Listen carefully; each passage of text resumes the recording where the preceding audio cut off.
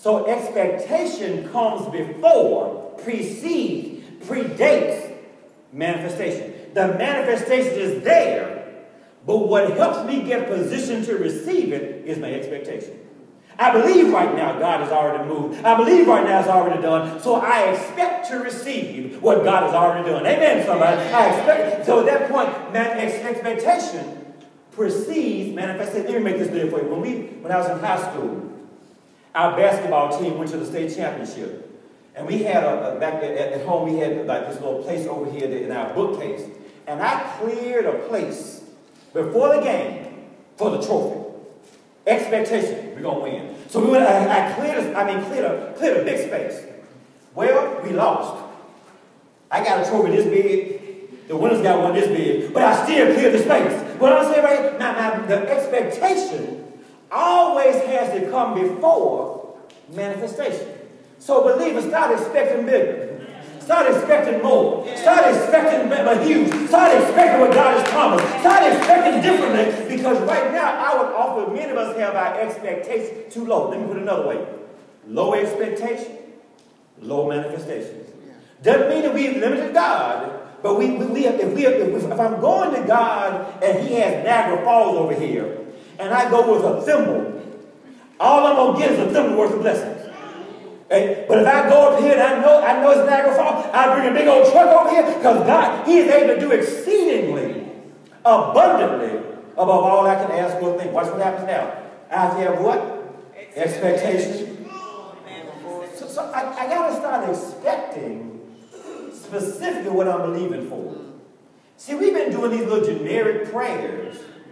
God bless me.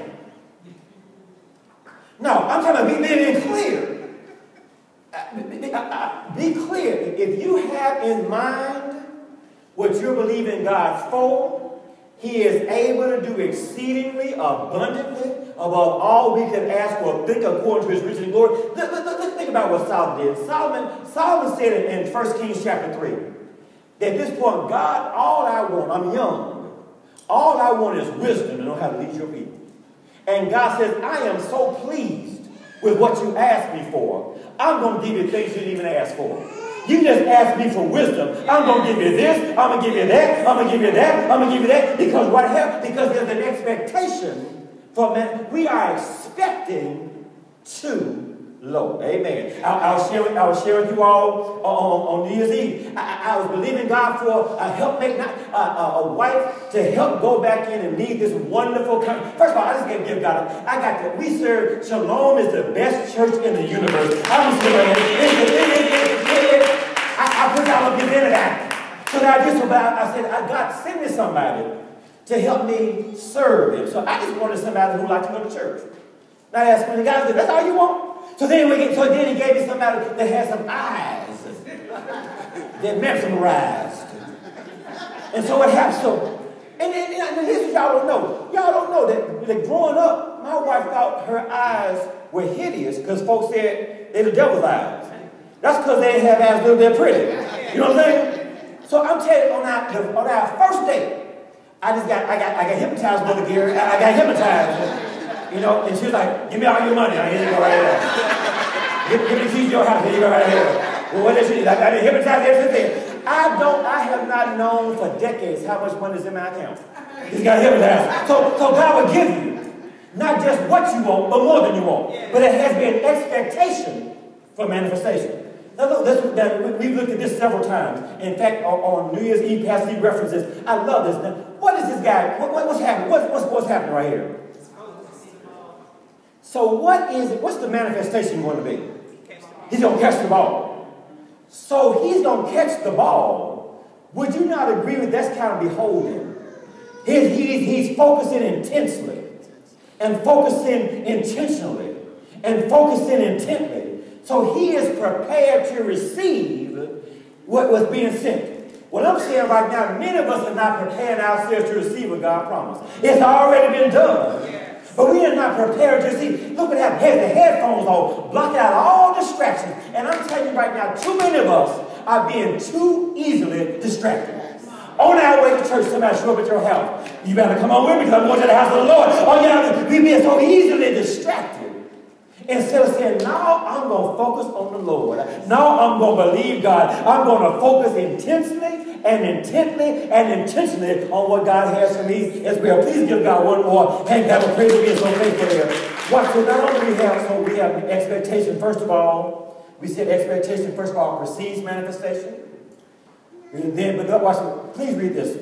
Great expectation brings forth great manifestation. See, I don't know about you, but I'm believing to see great manifestation in this year like I have never seen before. Anybody join me in that right now? I'm believing to see great manifestation.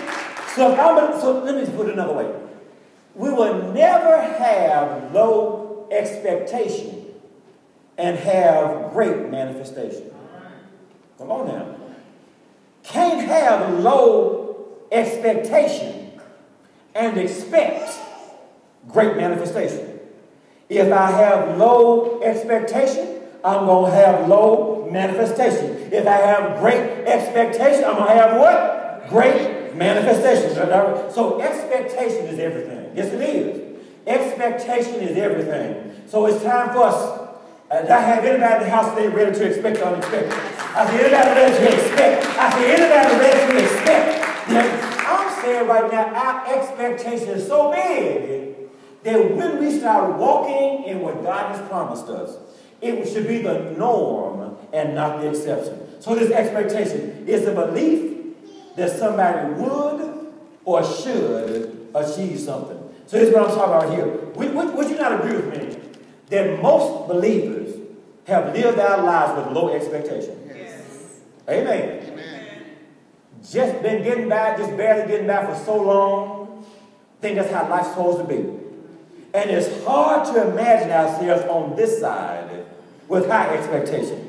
And I'm declaring and decreeing and ask you to join me right now that we leave forth this day with high expectation in the name of the Lord to receive what God has promised. We leave with high, no longer low expectation, because nobody rises to low expectation. Nobody rises to low. If a teacher treats their kids in the classroom like they're not going to pass, they are not going to pass. Nobody rises to low expectation. So now we got to start speaking high and believing high and confessing high and recognizing right now that God has already done exceedingly, abundantly, above all we can ask or think. Please give God one more hand, God of praise for a high expectation. So our confession is right here. So here's our point. How many are joining me in this? Let's agree to make 2020 our best year ever. Anybody was doing that? Anybody was doing that? The best year ever. So let's talk. Now, spiritual principle number 3. We'll just spend just a minute here, but you recall on last year, Pastor D did a wonderful job talking about. We've been talking about mindset for quite some time. And what does it say right here again? Your mindset matters. We spent the last 2 years on mindset. And we said right here again, what? Change your mindset. Mindset do what? Change your mind. So would you agree with me? Mindset matters. Yes. Amen. If I think I'm going to fail, what's going to happen? I'm going to fail. Now, where's the point now?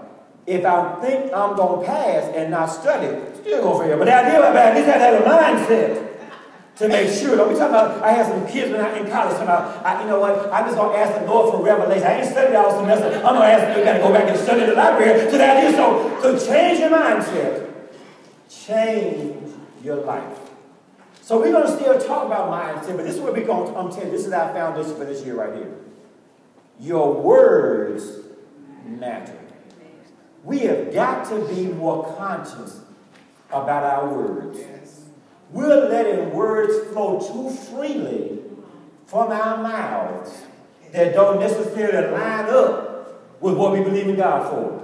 How many times have you ever heard somebody saying, you know, the early part of the week, they say, I think I'm going to be sick.